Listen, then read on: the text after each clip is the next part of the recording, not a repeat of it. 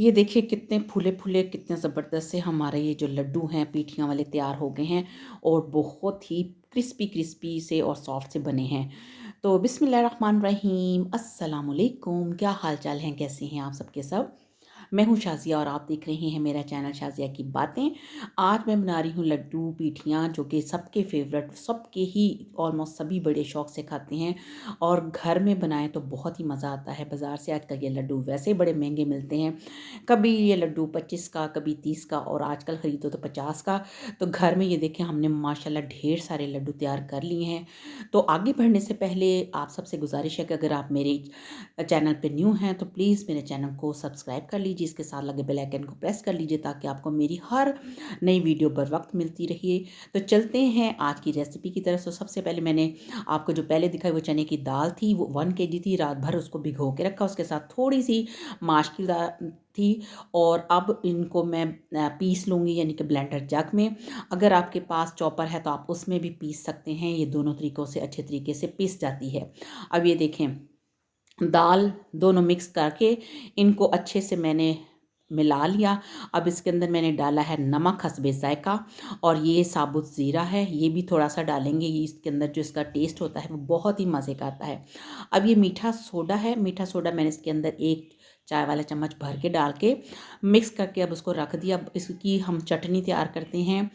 चटनी बनाने के लिए देखिए खुबानी खुश्क थी और ये आलू बुखारा दोनों चीज़ें खुश्क थी। इनको मैंने पहले पानी में डालकर भिगोई रखा था और अब मैंने फ्लेम ऑन कर दी और एक पैन के अंदर इन दोनों चीज़ों को डाल दूँगी और इसको हम उतनी देर तक पकाएँगे जब तक ये दोनों चीज़ें अच्छे से फूल ना जाएँ। क्योंकि इसके अंदर जो खट्टी-मीठी चटनी तैयार की जाती है ये है खुबानी की और आलू बुखारे की, बहुत ही मज़े की लगती है। अब इसके अंदर मैंने 1 गिलास पानी डाल दिया है ताकि ये दोनों चीज़ें अच्छे तरीके से फूल जाएँ और अब इसको मैं कवर करके रख दूँगी थोड़ी देर के लिए। ये बहुत जल्दी फूल गई थी क्योंकि रात भर नहीं, इनको तो रात भर नहीं भिगोया था, तकरीबन घंटा पहले भिगो कर रखा था। अब ये देखें अच्छा ख़ासा ये जो है खुबानी ये भी फूल चुकी है और जो आलू बुखारा है वो भी फूल चुका है। अब ब्लेंडर जग के अंदर इन दोनों चीज़ों को डाल के अच्छे से ब्लेंड कर लूँगी। पानी इसके अंदर मैंने ये वाला नहीं डालना, थोड़ा-सा ठंडा पानी।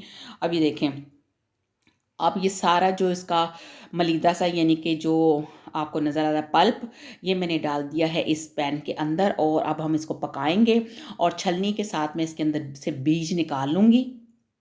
बीज मैंने सारे निकाल लिए हैं और अब इसके अंदर जाएगा नमक, नमक हस्बे ज़ायक़ा डालना है और ये है कुटी हुई लाल मिर्च, जिसको कुछ लोग धड़ा मिर्च भी बोलते हैं और ये डाल दी है 1 चाय वाला चम्मच और अब इसके अंदर डालेंगे 1 प्याली भर के गुड़ की। अगर आपके पास गुड़ नहीं है तो आप इसके अंदर शक्कर भी नहीं है तो आप इसके अंदर चीनी डाल सकते हैं क्योंकि ये खट्टी-मीठी सी चटनी बनेगी बहुत ही मज़ेदार सी और जब लड्डू हों पीठियों वाले तो फिर उसके साथ तो ये वाली चटनी बहुत मज़ा देती है। अब इसको 2-4 मिनट के लिए अच्छे से पकाएँगे जब तक कि ये पानी इसका ड्राई हो जाए और देखें चटनी रेडी हो गई थी। मैंने इसको बर्तन में निकाल लिया है और ये जो मूलियाँ थी इनको भी कश कर लिया है यानी कि ग्रेट कर लिया। अब इनको रख देते हैं एक साइड पे और अब हम बनाते हैं लड्डू। लड्डू के लिए मैंने कढ़ाई के अंदर पानी वो ऑयल डाल दिया है। अब एक चम्मच लिया बड़ा सालन वाला, पहले पानी से गीला किया और उसके साथ हम लड्डू बनाएँगे। गीला करने से ये होगा कि ये फ़ौरन फिसल जाएँगे। अगर हम डायरेक्ट चम्मच के साथ लड्डू डालेंगे तो वो ना तो लड्डुओं की शेप आएगी और वो काफ़ी जो इसका मटीरियल है वो इसके ऊपर ही लगा रहेगा। अब उसके ऊपर मैंने थोड़ी-सी हरी मिर्च वो काली मिर्चें डाल दी थी और माशाल्लाह आप देखिए कि कितना खूबसूरत सा इनका कलर आ गया है। बहुत ही यम्मी यम्मी से फूले-फूले से और क्रिस्पी से हमारे लड्डू तैयार हो गए हैं और ज़बरदस्त तैयार हुए हैं। बिल्कुल भी कच्चे नहीं हैं। आपने मीडियम लो फ्लेम पे इनको रेडी करना है और हाई फ्लेम आपने नहीं रखनी।